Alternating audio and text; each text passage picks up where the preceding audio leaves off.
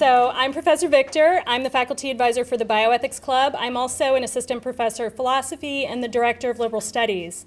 So for those of you that are members of the Bioethics Club, we do have some officer positions becoming available.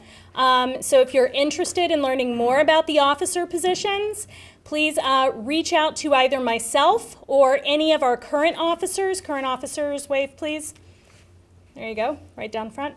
And we'll be happy to tell you more about that. If you are not a member of the Bioethics Club and would like to be a member, email me and I will tell you all about it. So this event today is our last event for the season for the Bioethics Club, and it's made possible through generous funding from the Student Government Association, the Departments of Philosophy, Public Health, the Liberal Studies Program, and the College of Education Disability Studies Program. It is my pleasure to introduce our speaker today, Dr. Christine Wieseler. Dr. Wieseler is a postdoctoral research fellow at the University of Texas Health Science Center at Houston, the McGovern School of Medicine, and a lecturer in the program in writing and communication at Rice University. She specializes in biomedical ethics, feminist philosophy, and philosophy of disability. Her recent publications include Challenging Conceptions of the Normal, Subject and Phenomenology, which is forthcoming in Race as Phenomena Between Phenomenology and Philosophy of Race, Missing Phenomenological Accounts, Disability Theory, Body Integrity, Identity Disorder, and Being an Amputee, which is forthcoming in the International Journal of Feminist Approaches to Bioethics, Objectivity as Neutrality, Non-Disabled Ignorance and Strong Objectivity, which was published in Social Philosophy Today, and Thinking Critically About Disability in Biomedical Ethics Courses, which was published in American Association of Philosophy Teachers Studies in Pedagogy. She's here with us today to share some of her recent research. The presentation is entitled Benefits and Limitation of Imagination for Understanding Experiences of Disability. Please help me in welcoming Dr. Wieseler.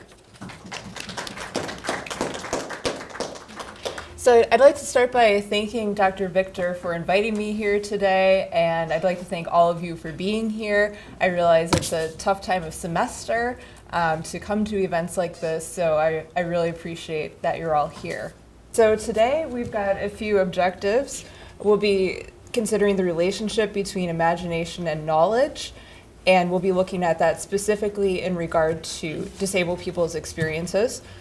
We'll be considering some of the factors that inform how we imagine disability, and finally assessing the usefulness of imagination for understanding experiences of disability.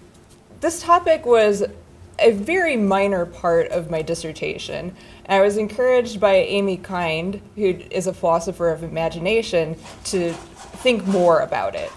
So I'll be drawing on her article, Imagining Under Constraints, to think about the relationship between imagination and knowledge. Her position generally is that imagination can be epistemically useful. In other words, it can be helpful for knowledge. And she's interested in figuring out how we can differentiate what types of imagination are epistemically useful and what types are not. As part of that, she develops what she calls ideal imagination, which for her is an ideal that we strive toward. It doesn't mean that we necessarily meet this ideal completely in order for imagination to be helpful for knowing, right? So she has two constraints. The first one is what she calls the reality constraint, whereby imaginings have to start from the world as it is. Of course, that one's already tricky, but I think the second one is even more difficult to meet. So she calls it the change constraint. And so I'll just go ahead and read the quotation from Kind.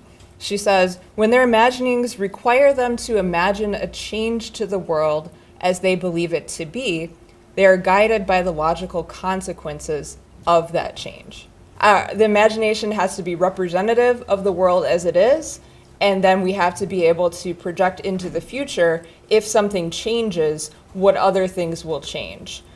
because I have a constraint, which is time today, we'll be focusing primarily on the first one. But I will come back to the second one a bit later. Okay, so now I want to look at specifically how this applies to non-disabled people imagining disabled people's experiences and interests. And I'll take as my primary example philosopher and bioethicist Peter Singer, who you may be familiar with from your philosophy classes. He gets a lot of attention for his work on animal ethics, not quite as much for his work on disability. So he says that as a utilitarian, right, disabled people's interests have to be taken into account when we're figuring out what a just society would look like and how to make our society more just. And he suggests that the way that we can figure out disabled people's interests is by engaging in something that he calls empathetic imagination. Right? He says, by giving equal consideration to the interests of those with disabilities and empathetically imagining ourselves in their situation, we can, in principle, reach the right answer. He doesn't define what he means exactly by empathetically imagining, so I'm not quite sure, but I do think it's important to spend a little bit of time thinking about the difference between pity and empathy. So pity, people would generally say, is when we feel sorry for someone, whereas empathy is when you're relating to someone's situation, experiences, thoughts, and feelings, right? It doesn't mean that you necessarily have the same experiences, thoughts, and feelings, but that you understand them well enough that you can have an awareness and act in ways that are respectful of the other person, is how I would characterize empathy. So let's assess how well Singer does this. So he says that on average, disabled people's, quote, lives are less worth living than the lives of people who are not disabled. And he thinks that that is something that we should take into consideration when we're making ethical choices, right? And you might think, okay, well, Singer, he just has this idiosyncrasy, we shouldn't pay that much attention. But I think this is very significant because a lot of other bioethicists take this position or make similar sorts of remarks. Even if they don't quite say disabled people's lives are less worth living, they assume that disabled people have a significantly lower quality of life than able-bodied people. And that this is something you can know a priori or ahead of time when you're thinking about which sorts of fetuses should be carried to term, for example. Right, so a few of the bioethicists who make these sorts of remarks are Dan Brock, Alan Buchanan, R.M. Hare, Jeff McMahon, Laura Purdy, and Julian Savulescu. I'll have the references at the end if you're interested in checking out any of their work. So to me, I think this is a really problematic conclusion, which we'll get into more in a minute. The second sort of example that is pretty popular is disability simulations. So this is the sort of thing where you might go to a workshop and wear a blindfold and try to imagine what it's like to be blind, or use a wheelchair to try to imagine what it's like to have a mobility impairment, those sorts of things. Has anybody ever been to a disability simulation that took that sort of form? No. Okay. Couple people. Okay. Not raising your hands high, but all right. Thank you. I gotcha.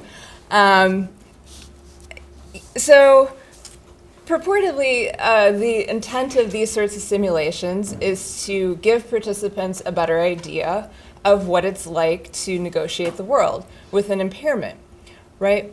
But I think there are some significant limitations to this sort of approach to imagining being disabled. Anybody have any ideas about what those limitations might be? You're in a confined setting. right? So you're not actually experiencing the world as it is. You're experiencing a classroom, for instance, with those quote-unquote limitations. Yeah, so that's one limitation. How else might this not provide an accurate picture? Yeah. I think there's a way in which not enough time has been allotted for you to actually become accustomed to how interfacing with the world might be experienced if you were to have that limitation. I mean, being blind temporarily doesn't necessarily reflect what it would be like to be blind for your entire life or for an extended period of time. Right, because if you're born blind, you haven't had any other experience, but if it's an acquired condition, then you adjust over time, right? Any other things that you might be missing out on trying to imagine a disabled person's experience in this way? Yeah. I think just the experience itself, like if we just do a simulation, we know it's only temporary, we know we'll get back to it. But with a disabled person, that's basically their life. Like we don't have to deal with a daily struggle and like how much, how hard it can be or like how depressing at some points if it's at that point.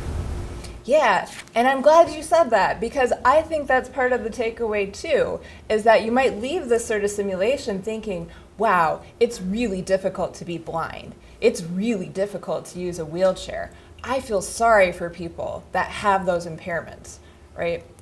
But that's actually not what most disabled people want, is for people to have pity for them. In fact, there's a pretty famous slogan from a disability rights organization called ADAPT that's piss on pity, right? Because they're rejecting people feeling sorry for them and wanting the general public to have a better understanding of their experiences, right? And pity can provide just another obstacle to that.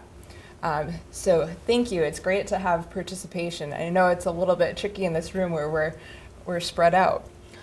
But so I think if they're done in the right way, disability simulations can give you some knowledge, right? If you're using a wheelchair in an not very accessible space, you'll pay more attention to those obstacles, which you might not do otherwise.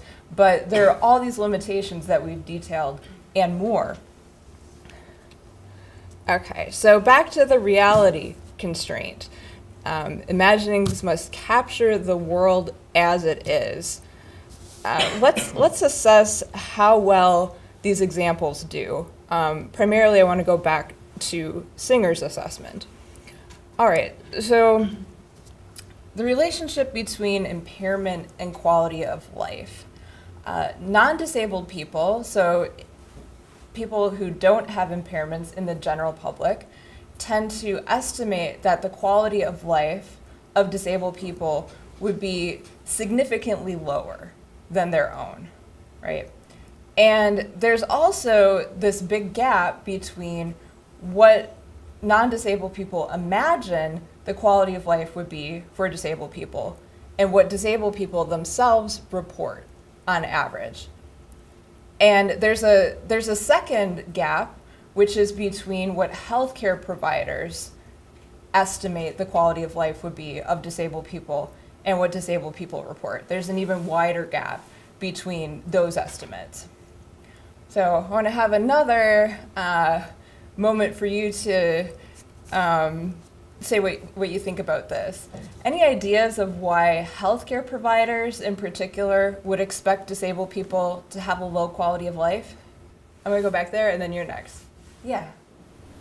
They're only interacting with people that are coming to them, presumably because there's some problem they're experiencing. Yeah, exactly. It could either be when the person acquires an impairment or when they're having some other sort of health crisis, most likely, right?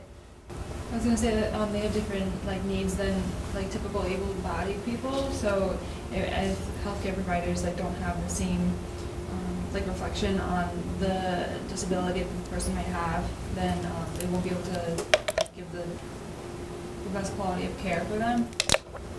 So I think maybe what you're getting at is that it's important to understand an impairment within the context of a person's whole life, Yeah. Not just in isolation. So part of the issue is that healthcare providers are not seeing long-term how people adjust to acquired impairments or what their lives are like when they're not having a health crisis, right? So this is an important thing to keep in mind, especially for those of you who are planning on going into healthcare.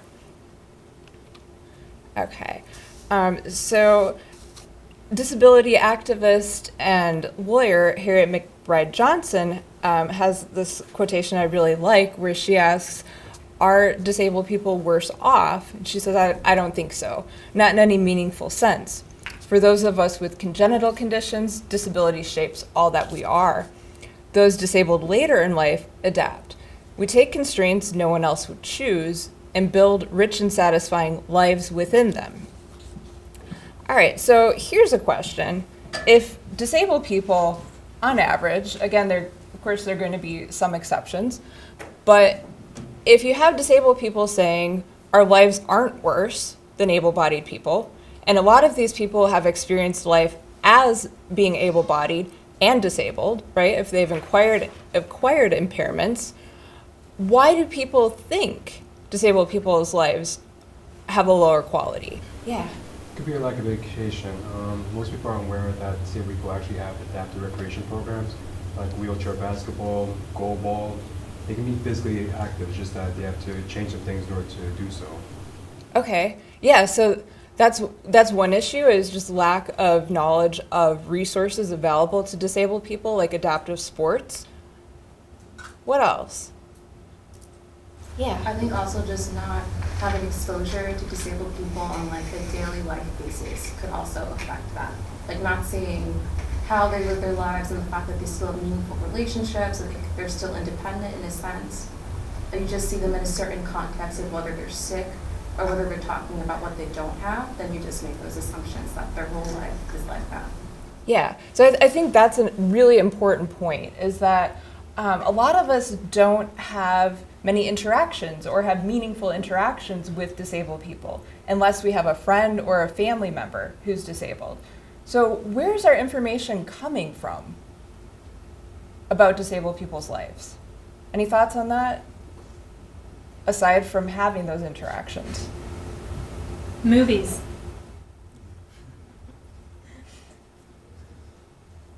Definitely. Can anybody think of any examples of movies that feature people with impairments?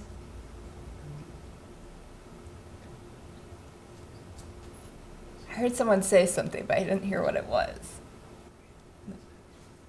Yeah.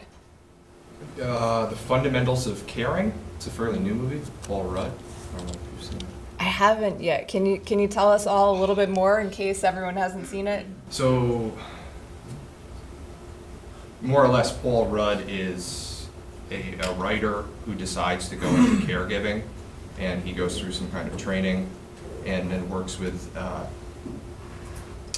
kid, I think he's about 16 years old, who's confined to a wheelchair, who has some kind of congenital condition. I don't know the condition off the top of my head. Okay, and how does this movie portray the 16-year-old? He's incredibly bright, but he's very cynical, and he doesn't want to be bothered really entertaining any kind of idealistic ideas about what his life can be. Or he has an appreciation of what it can't be, and lives within those confines. And Paul Rudd comes in as this able-bodied hero and tries to free him. Okay, so would you say that this is a character we should feel sorry for? I think at times you do. Okay, thank you.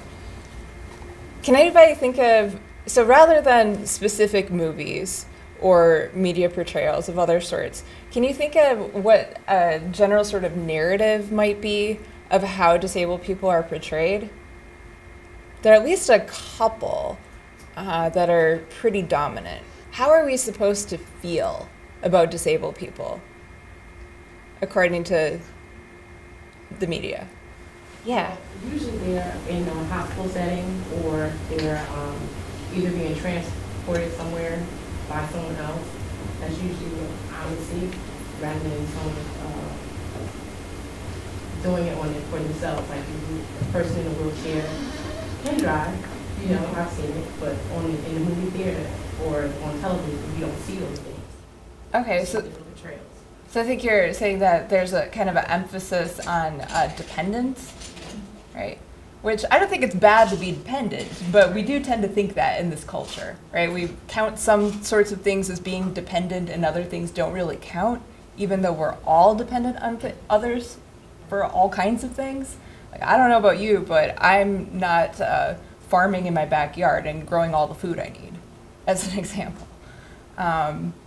Any other sorts of narratives you see? So the first type of narrative that we see quite a bit is the tragic narrative. So there's this assumption that having an impairment is tragic, disabled people are objects of pity, and their lives are not worth living. And we see sort of different iterations of this. Sometimes we have the able-bodied friend who comes in and helps the disabled person see that their life isn't as bad as they thought. Sometimes the able-bodied friend helps the person to end their life. We have all different variations of this. The second type, which didn't come up yet, is the overcoming narrative.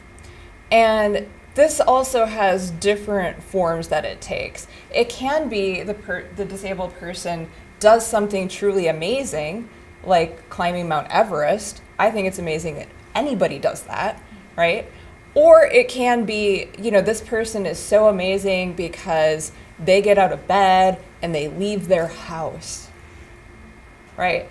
And so I think, and the focus here is on the individual, that they had the right attitude, right? That they had the fortitude to do whatever thing they did. And while you're focusing on their positive attitude or their negative attitude, in the case of the tragic narrative, what are you not focusing on?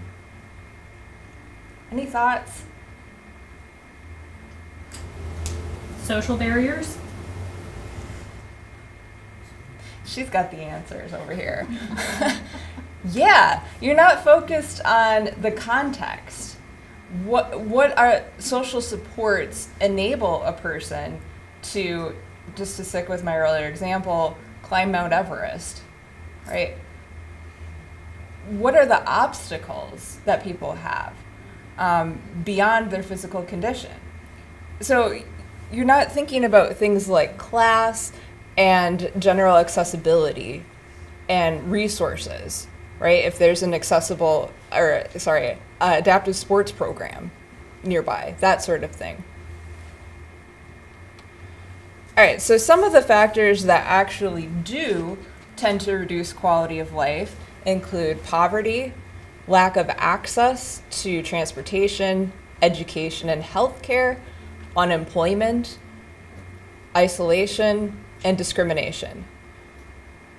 Uncoincidentally, these are also factors that lower quality of life for everyone else, right? So this is why the disability rights movement has decided to focus on these sorts of issues rather than focusing on things like cure, right? Because these are things that can be changed right now to improve disabled people's lives. And by the way, not everyone wants a cure that has an impairment. So going back to Harriet McBryde Johnson's quote, she says that disability shapes all that we are. And you might think that's too strong of a statement, but I think what she's getting at there is that for many, though not all, people with impairments or chronic conditions, they don't see it as an add-on. They actually see it as part of their identity. Okay, so you might wonder, why engage in imagination to understand disabled people's experiences when you can just ask? I think it's a really good question, and I think there are cases in which you really should find out from the person rather than trying to imagine. And if you'd like to learn more about disabled people's experiences, rather than interrogating people on the street, which is popular, by the way, you can actually read a lot of disabled people's own accounts. There are lots of memoirs disabled people have written about their experiences, or in some cases where the person may not be able to write a memoir on their own, where their parents or other family members have written about their experiences. If you would like reading suggestions, please ask. I will send you so many. But it's not always an option to ask people about their experiences, right? Because they may not be around. You may not be able to locate the type of experience you're interested in. And you may be interested in what would your future look like if you acquired an impairment. So I think, actual experiences that disabled people have are important for providing counter narratives to the tragic and heroic narrative, and they provide resources for imagining one's own future. There's still going to be an element that is unknown if you're trying to imagine your own experience. So let's talk about why. So Javi Carrell talks about the difference between outsider and insider perspectives, right? So people trying to imagine what it would be like to live in a particular way are the outsiders, whereas people having that experience are the insiders. And one of the things that she concludes, and that I think we can all find examples of in our own lives, is that we tend to be poor at predicting how events will affect us, right? We think if this one thing happens, if just this one thing changes in our lives, we'll be happy forever and ever.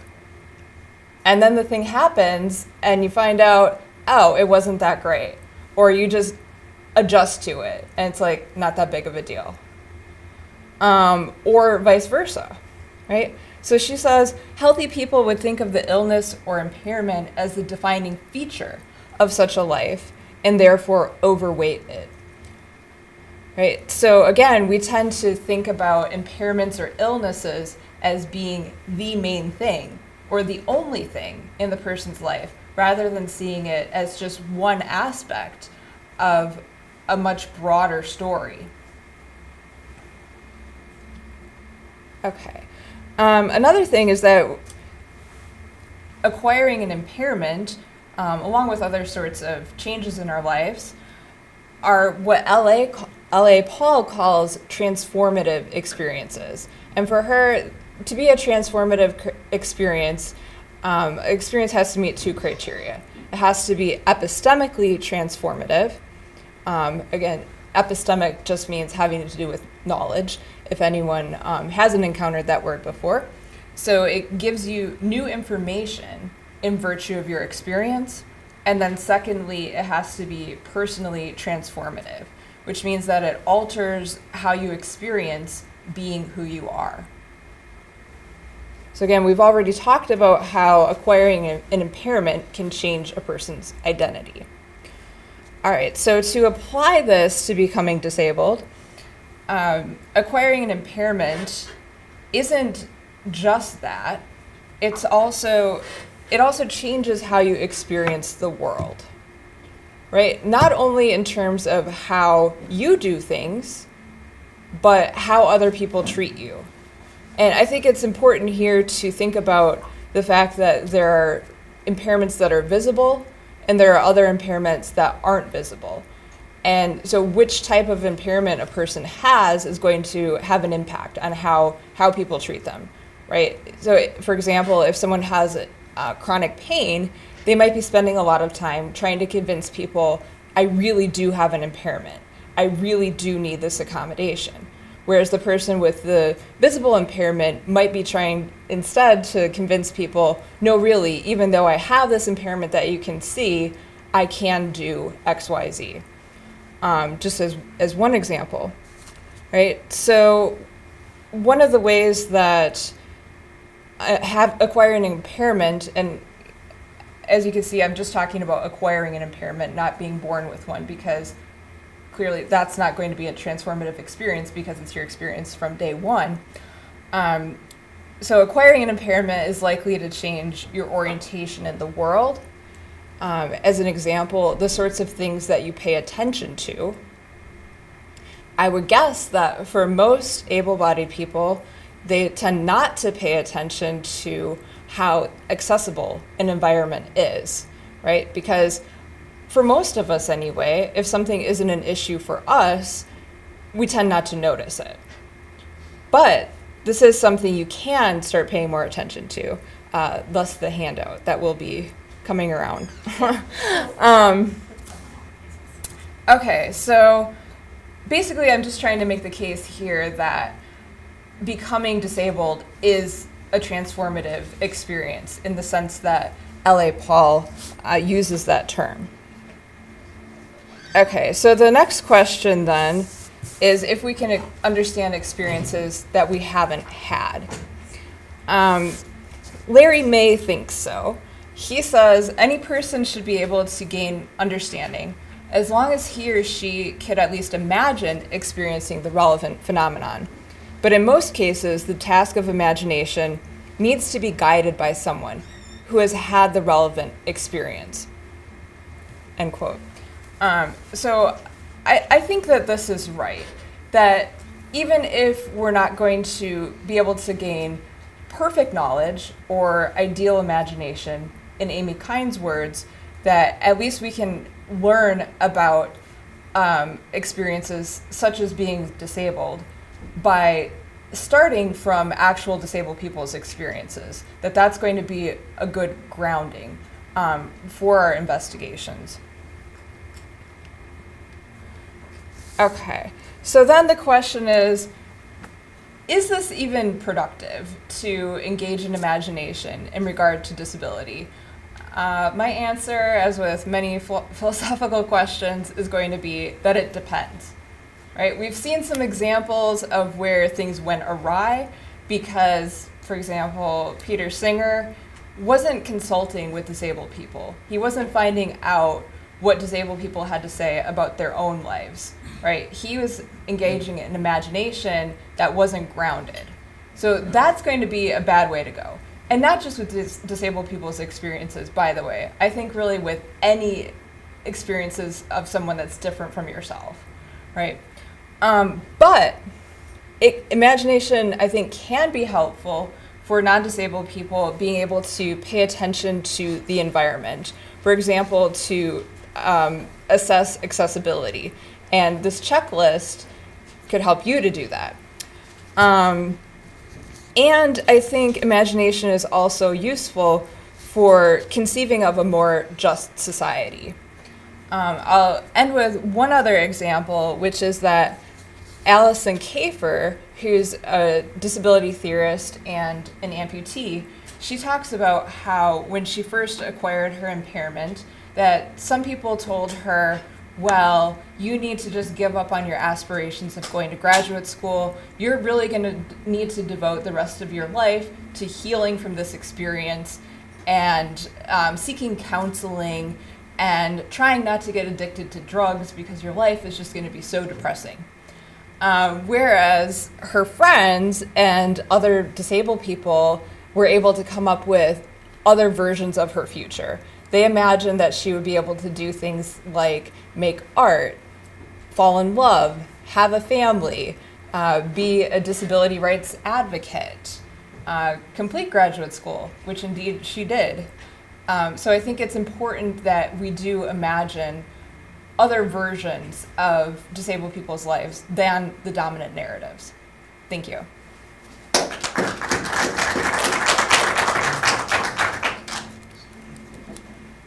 So we have about 30 minutes for questions.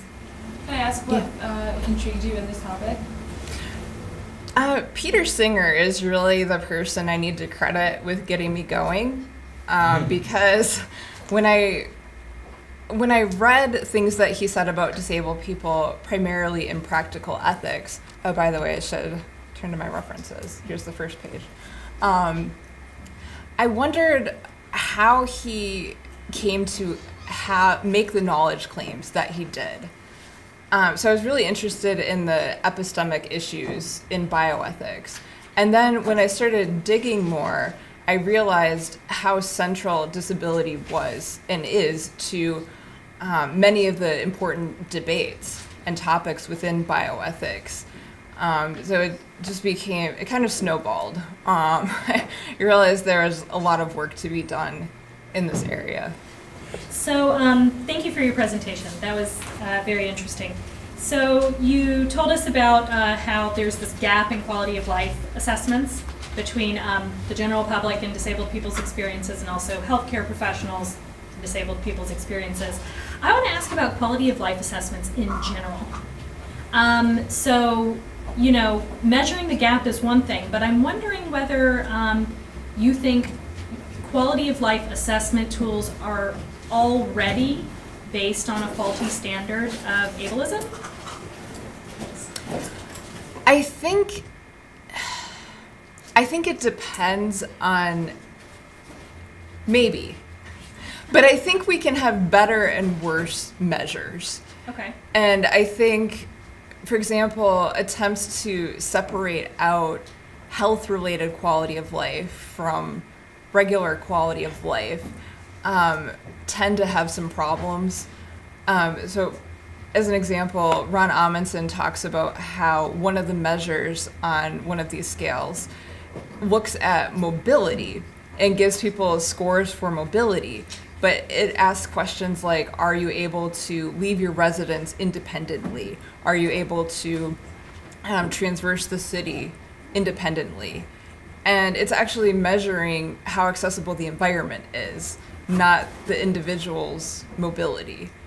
So I think that's problematic, and a lot of the ways that these scales are developed are definitely problematic. Like in Oregon, they did a telephone survey, you may have heard about this, where they asked residents to imagine what their quality of life would be with a variety of conditions. And then they used those rankings to determine what policies should be covered under Medicaid in Oregon. That was struck down as violating the Americans with Disabilities Act, as I think it should have been. But I think it may be possible to at least develop less problematic quality of life assessments. And, you know, some disability scholars are working on that. I have 2 questions, but I'm going to ask the first one, my short one first, and then if there's still time, I'll ask you the longer one. Okay, great. The short one being, it seems that the dominant narratives regarding the experience of a disabled individual are seen through the lens of an able-bodied person. And considering the phenomenological element of this, I know that the arguments for imagining the constraints are part of this, but don't you think that that could also be part of the problem, as an individual imagining from an able-bodied standpoint what the experience is of the disabled individual? Maybe that's why these narratives are structured the way they are in the first place, because they're imagining it already from a position of being able-bodied. So I think there's a way in which trying to imagine the experience could also give you a false sense of what it's actually like. Yeah. Because of the standpoint. I absolutely agree with you, but I think that we can mitigate that at least to an extent by starting with disabled people's own accounts of their experiences. Of course, that's not going to close the gap completely. Having some understanding of a disabled person's experience isn't the same as having the experience, as an example, but I think we can get at least a better approximation than these sorts of narratives give us. Yeah, great question. Yeah. All the way up here. Hi. I'm on Mount Everest. So my questions aren't so much about imagination, but more about the judgment of worse offness or lack thereof. So I wonder if there's a room, or could there be room, should there be room for diversity of opinion about that? About whether something counts as worse off or not, and there's a couple of kinds of cases that I'm thinking of. So if something were to happen to me by accident that would make me disabled, there's a lot of different ways in which I might become disabled by accident. I might want to file a claim, an insurance claim, but that seems to require that be considerable as worse off. And then another kind of case that I'm thinking about is if someone, through deliberate action or inaction or negligence or something like that, if some other person caused me to become disabled, I might have a claim against them. So I wonder if we want to preserve that. We want to allow some kind of diversity whereby, right, so people aren't required, if they have children that are deaf, we don't require them to seek out certain kinds of treatments. But at the same time, we do want to allow that if through workplace accident or through some action of another person, I can nonetheless claim that I had been harmed. Yeah. And get some kind of recompense or justice for it. Yeah, good. So I'm going to recommend you check out Elizabeth Barnes' work because she does address exactly this concern. And the way that she talks about it is in terms of transition costs. So recognizing that acquiring an impairment doesn't automatically make your quality of life significantly worse, right? Doesn't mean that people don't have difficulty adjusting and that it can't, at least for some amount of time, make their life significantly worse. And another thing I need to say is that we are talking about averages, right? So there are some people who are disabled and are very unhappy with their lives, right? Just like there are able-bodied people. But what the claim is that on average, disabled people's lives aren't significantly worse in the way that able-bodied people imagine. So I think that I think that your concerns are compatible with my position. And that, we want to pay attention to things like, is someone changing another person's body in a significant way, carelessly in a way that they shouldn't, right? I think we can still say that that's wrong and that it's a harm, while recognizing that even if that's the case, the person may adjust down the road. Yeah, thank you.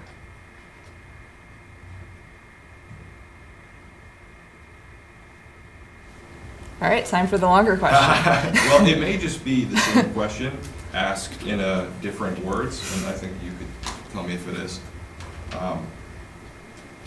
So my question is in relation to the idea of hedonic adaptation, and there was a book by Dan Gilbert called Stumbling into Happiness, and though the exact numbers I don't think are important, but he had talked about a study which showed that over X amount of time, I think it was something to the tune of about 6 months, two groups of individuals,